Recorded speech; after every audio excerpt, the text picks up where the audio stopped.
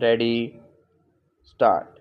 The Industrial Policy Resolution of 1948 was good so far as it went, but unfortunately, the spirit of it could not be understood or appreciated by the common man in this country.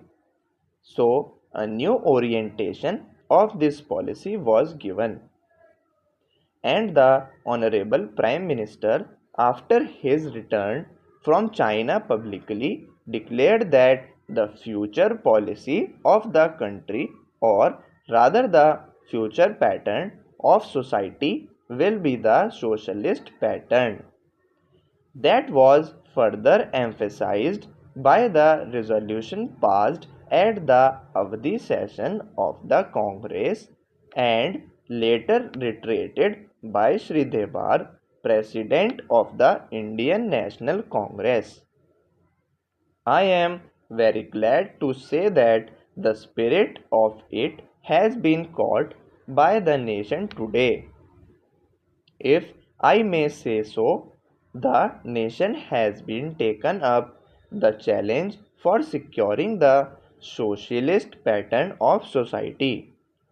It behoves all sections, both inside this house as well as outside, without having mutual recriminations, to try and propagate in a sincere manner and establish the socialist pattern of society indicated by the statements of the great leaders of our country.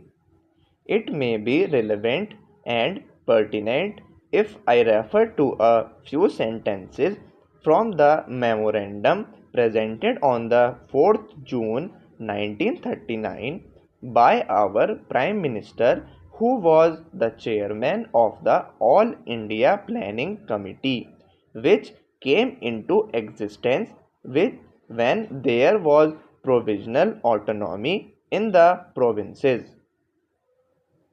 On pages 39 and 40 of that report, he stated, "It is clear that the drawing up of a comprehensive national plan becomes clearly an academic exercise with no relation to reality unless the planning authority or those to whom it is responsible are in a position to give effect to the plan.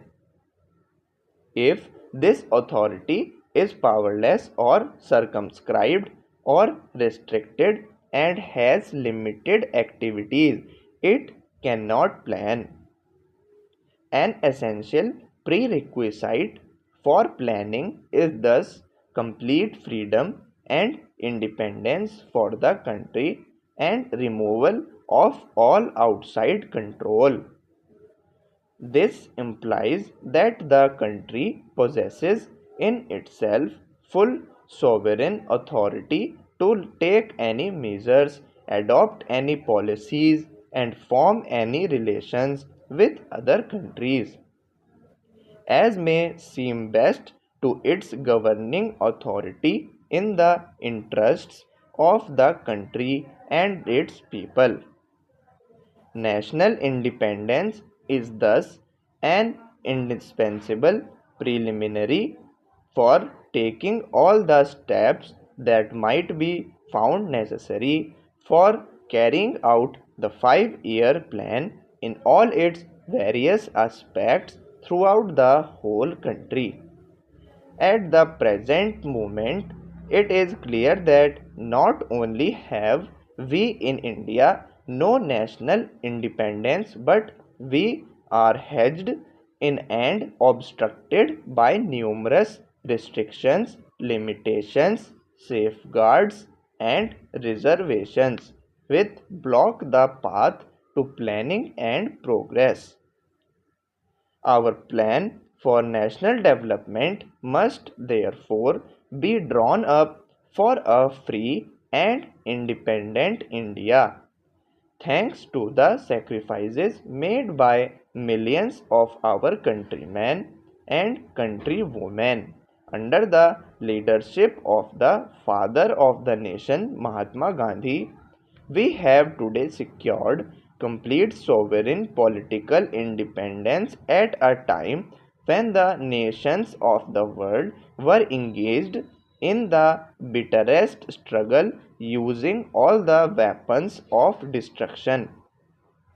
If therefore we have secured political independence during the period of a quarter of a century, it should not be difficult, especially when we are today masters in our own country, to secure a socialist pattern of society as has already been indicated. But it requires the assistance, the propaganda, the active work of all those who are interested in this. I am sure so long as my honorable friend, the minister, the deputy minister, and the other minister who represent the commerce and industry ministry can give us an assurance that the capitalist pattern would be avoided. Some of us who believe in 100% socialist democracy give an undertaking that certainly totalitarian policy will not be introduced in this country, because we have believed all along during the fight that we have given to the British government when we secured political independence, that we shall try to maintain democracy undiluted and a socialist democracy at that. I am absolutely certain that in this country of ours, liberty of thought, liberty of speech, and liberty of action will be guaranteed to every citizen to express his views in the manner he pleases. I therefore assure my honorable friend that so long as we do not, in the garb of a socialist pattern, support a capitalist system, India will stand 100% for a socialist democracy. Now, luckily for us, the fundamental rights of the Constitution have declared that a citizen would be assured of many of the social amenities which will give reasonable comfort from the womb to the grave. But mere enunciation, as I have said many times, will not satisfy the common man unless the saying is put into effect.